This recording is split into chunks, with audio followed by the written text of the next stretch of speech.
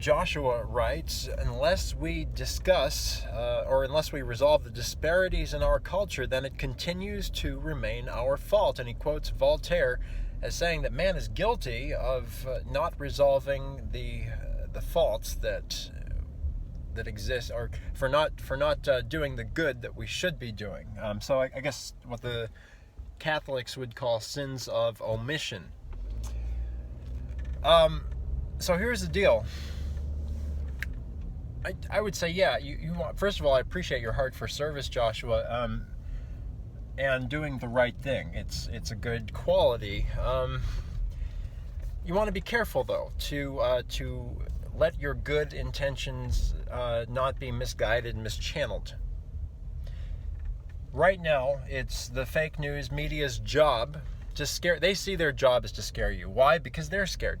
The fake news media is scared that if they don't scare you out of your wits, then they're not going to get ratings. And it's probably true, because they're not too bright. They don't know any other way to make a living. That's why it's called the fake news.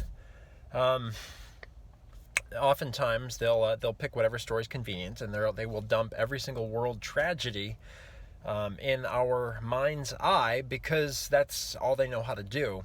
It's the quickest way for them to make a quick turnaround, just to grab as many eyeballs as possible and other balls as possible for their nightly newscast. What's new at noon? News you can use.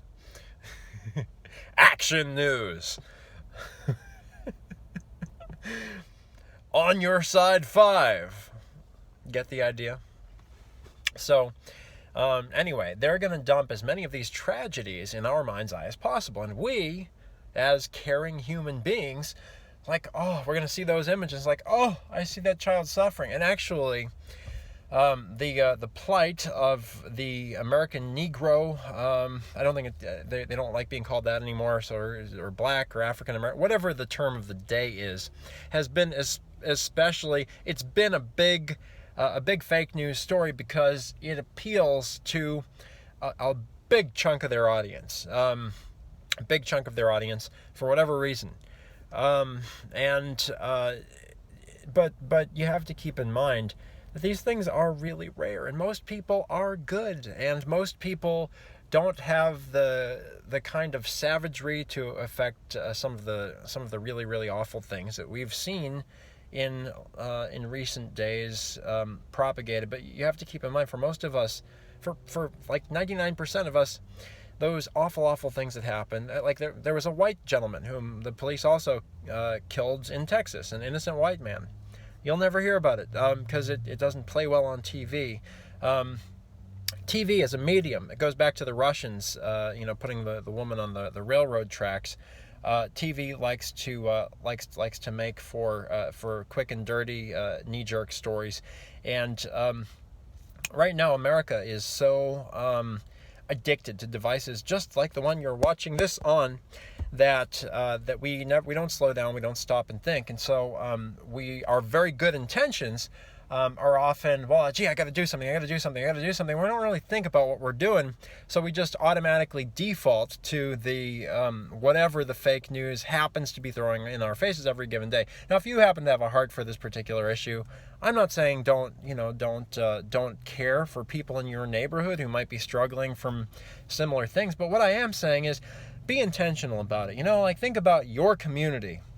Don't let the fake community of evil that really is the fake news drama, and it is a fake community because, again, they're dumping every single evil that they can possibly dredge up from the depths of the darkness of the human soul, from the heart of darkness, and they're dumping it in your mind's eye and mine.